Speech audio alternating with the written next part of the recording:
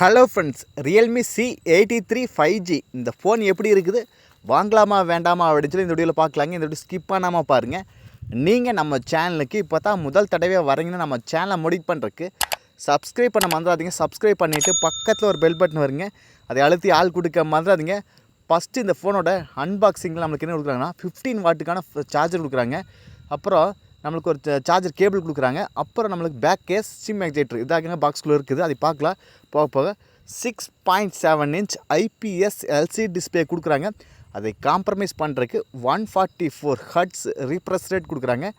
Brightness level வந்து 3000 nets கொடுக்குறாங்க. ஓகேங்களா, இப்போது நம்மளுக்கு 144 ஹர்ட்ஸ் ரீஃப்ரெஷ்னால நம்மளுக்கு மூவ்மெண்ட் ஸ்பீடு, ஸ்க்ரோல் பண்ணுற ஸ்பீடு எல்லாம் ஃபாஸ்ட்டாகவே இருக்குங்க. டிஸ்பிளே வந்து மோஸ்ட்லி லேக் ஆகிற ஃபீலே இருக்காது. அடுத்தது நம்மளுக்கு பிரைட்னஸ் லெவலும் மோஸ்ட்லி 2000லேருந்து 3000 கொடுக்குறதுனால நம்மளுக்கு பிரைட்னஸ் லெவலும் அதிகமாக இருக்குது. அதனால் வெளிச்சத்தில் யூஸ் பண்ணுறதுக்கு நல்லா டிஸ்பிளே வந்து பிரைட்டாகவே இருக்குது. அடுத்து IPS LCD டிஸ்பிளே தான் கொடுக்குறாங்க. இதோட பட்ஜெட் ஃபோன் இந்த செக்மெண்ட்டுக்கு ஒரு IPS LCD தான் கொடுப்பாங்க.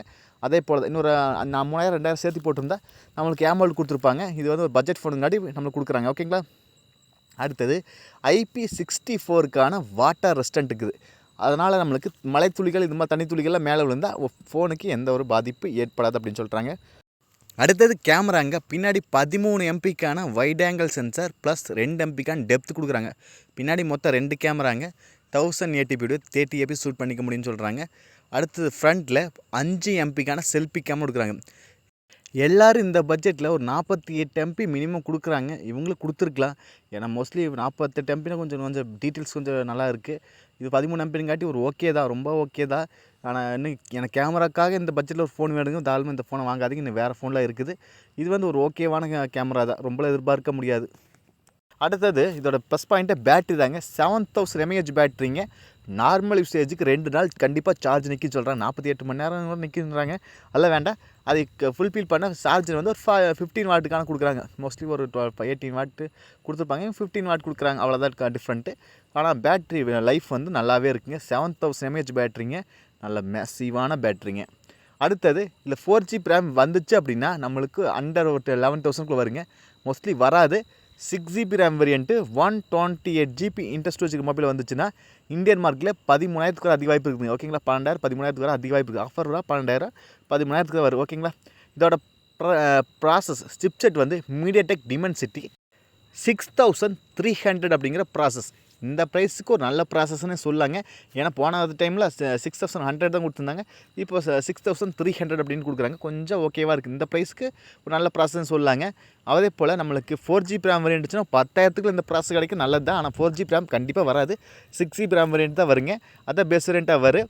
அப்புறம் நம்மளுக்கு இதில் வந்து மெமரி கார்டு சப்போர்ட்டும் இருக்குது, அது ஒரு ப்ளஸ் பாயிண்ட்டு. அப்புறம் நம்மளுக்கு Android 6 தான் வரப்போகுதுங்க அவுட் ஆஃப் த பாக்ஸில். அப்புறம் நம்மளுக்கு 5G சப்போர்ட் இருக்குது. அப்புறம் நம்மளுக்கு 3.5mm ஜாக் இருக்குது, டுவல் சிம் சப்போர்ட் இருக்குது. இது மாதிரி ஃபீச்சர்ஸ்லாம் இருக்குது.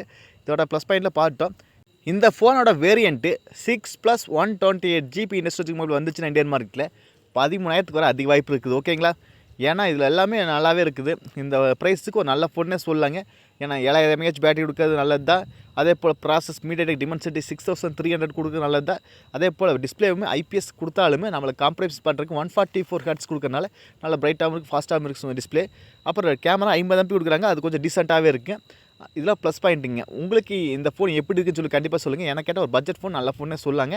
அப்புறம் எத்தனை பேர் ரியல்மியிலேருந்து இந்த வீடியோ பார்க்குறீங்கன்னு சொல்லுங்கள். Realme பிராண்ட் யூஸ் பண்ணுறதுக்கு உங்களுக்கு ஃபோன் எப்படி இருக்குன்னு சொல்லி கூட கமெண்ட் பாக்ஸில் சொல்லுங்கள். வாங்க போகிறது தெரிஞ்சுக்கிட்டு நீங்கள் நம்ம சேனலுக்கு இப்போ தான் முதல் தடையாக வரீங்கன்னா நம்ம சேனலை மோடிஃபை பண்ணுறதுக்கு சப்ஸ்கிரைப் பண்ண மறந்துடாதீங்க. சப்ஸ்கிரைப் பண்ணிவிட்டு பக்கத்தில் ஒரு பெல் பட்டன் வருங்க, அழுத்தி ஆள் கொடுக்க மறந்துடாதீங்க. இது பட்ஜெட் ஃப்ரெண்ட்லியான ஃபோனுங்க. இந்த ஃபேமிலி ஓரியன்டான இருக்கிறவங்களுக்குலாம் நல்லா டெஃபரெண்ட்டாக செட் ஆகுங்க. ஏன்னா 7000 mAh பேட்டரிங்க. ஒரு டைம் சார்ஜ் பண்ணிட்டு 2 நாள் தாராளமாக சார்ஜ் நிற்குங்க. மீண்டும் ஒரு நல்ல பதிவு சந்திப்பு நண்பர்களே. Bye, take care.